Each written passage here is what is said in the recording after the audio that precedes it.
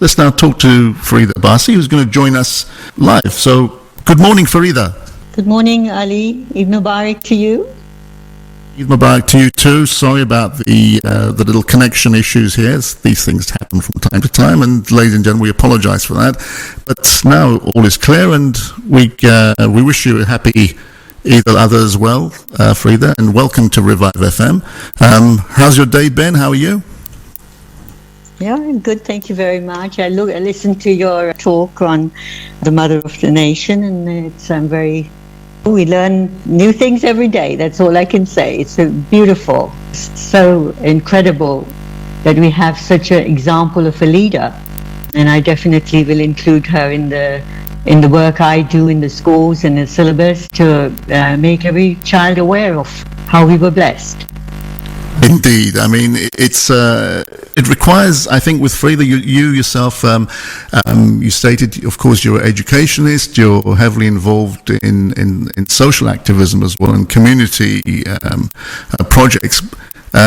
You just mentioned there you want to highlight the inclusion of Fatima Jinnah, but I think it's one of those things where there's very little known about her, yet when one actually reads the history and reads the actual any form of biographies or any form of literature regarding what was a very phenomenal period of history, whatever anyone thinks of that period, and whichever own partisan opinions people have. I mean, myself, I'm of Indian origin. I'm from India, and my family all hail from India, and basically remained in India after partition, for the most part. The legacy of knowing about Fatima Jinnah is also one that requires a little bit of education. So whilst I didn't know much about her, the more you read about somebody like that, I think you'll agree, Fareeda, that it is actually very inspiring. Yes, it's definitely very inspiring, and definitely gives us an example to follow. And the fact that I mentioned India in particular, I mean, India, it took till 1966 for Indira Gandhi to be elected, and we just heard in our earlier discussion where there was a potential of Fatima Jinnah being president of Pakistan, and would have been one of the first leaders worldwide in the modern era who would have been elected. And that would have been a shame, or was a shame, isn't it, Fareeda, that opportunity didn't arise, because that would have had an impact, surely, with the empowerment movement, which is still a struggle today, but that would have got the ball rolling. Do you think so? Yeah, I definitely think so, because she was such an advocate of human rights. She really cherished the rights of children, the rights of women, the rights of minorities, and she granted a lot of space to the youth of Pakistan. And that's exactly what we need in terms of, if we are to see a new Pakistan, an improved Pakistan where social justice exists, where people reach their full potential, then she had the right way of going about it. She took everyone together. She didn't divide the country. She united it.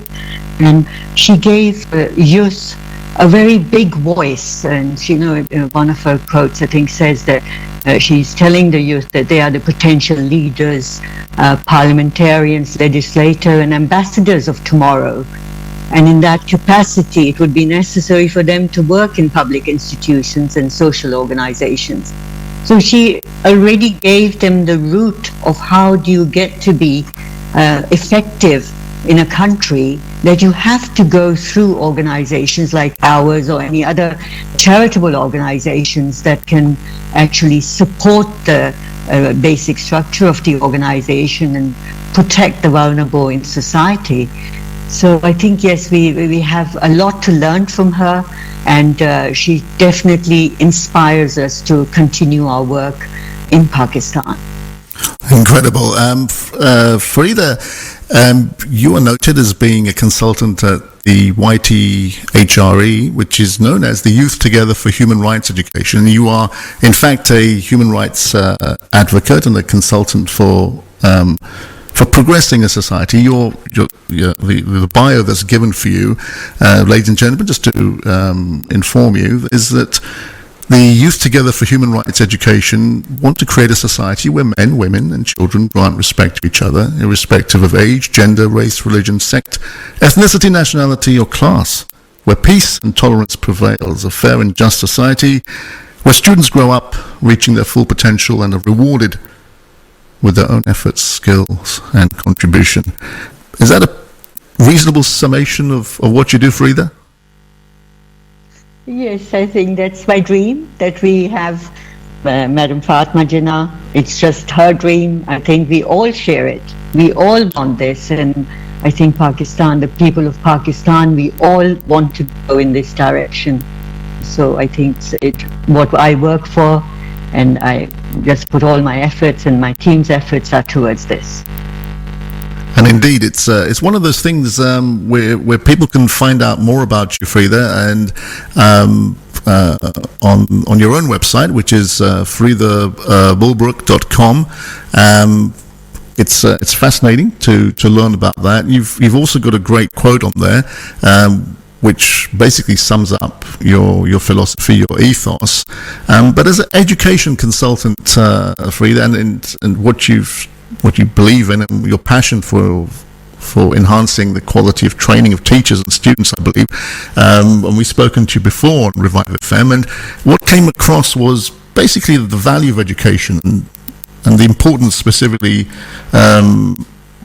which, if we look at it in these unprecedented times, Fareeda, how valuable is education now, given that information is coming to us from all circles, from all forms of media, but what is the value, in your opinion, of the way that education is, or the role that teachers and educationists like yourself should have, specifically during this pandemic? Well, I think the value of education never diminishes. It is the topmost priority. It should be the topmost priority of every government, because it's the only way to bring lasting change and stability and values. And basically, you can only become human if you have a good education. You can only live a life that is of any credit if you have that education given there. So there's no, I don't think, on the value of education, you'll agree with me, there's nothing to replace it. You can't change society by anything other than education and bring a lasting, stable change. You spoke about unprecedented times. Yes, there are unprecedented times, and schools are shut down. Our level of education is not possible that we were doing, and we are losing a lot of months in this area where children are at home, and especially where internet is not possible. Where I've got a school in an underprivileged area in Karachi, and here we don't have children with internet facilities. So we are making use. It's in these challenging times, I think all we can do is do the best we can to serve. I think this is a call to mankind to wake up and do what they can, irrespective of what they will get in return. So we have taken responsibility for the children. We've invested a lot in them in the previous months. We don't want them to forget all that. We want to build on that knowledge.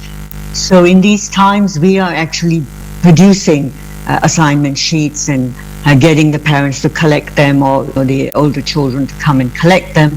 And weekly, we do the 7 subjects assignments and get them done by students. They are connected with the teachers by phone, or they come in person to the building one by one, and we do that. We are not paid for it. The times are tough. Parents can't pay, or they don't have to worried how long this will continue, whether will be able to pay in coming months or not.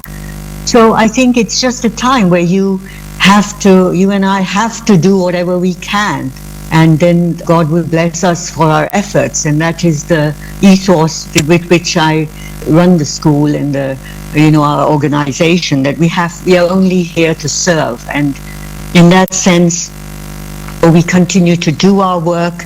And I think I answered your question earlier, or was there any part I left out? No, I mean it's perfectly and beautifully positioned in what you've stated there, Fareeda.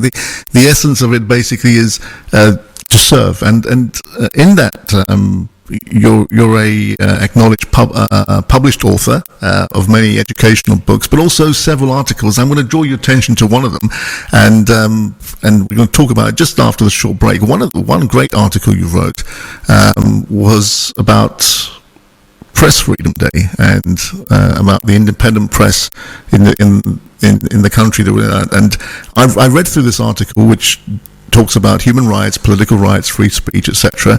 It's fascinating because press freedom is that's a universal topic, and you seem to touch on many universal topics other than just sort of segmented or compartmentalized specific topics which go towards country or politics, and also your human rights articles are something which I think we can talk about a bit. So we'll join you just after the short break, Fareeda, and we'll talk about some of your articles, if that's okay. Is that okay? That's fine, thank you.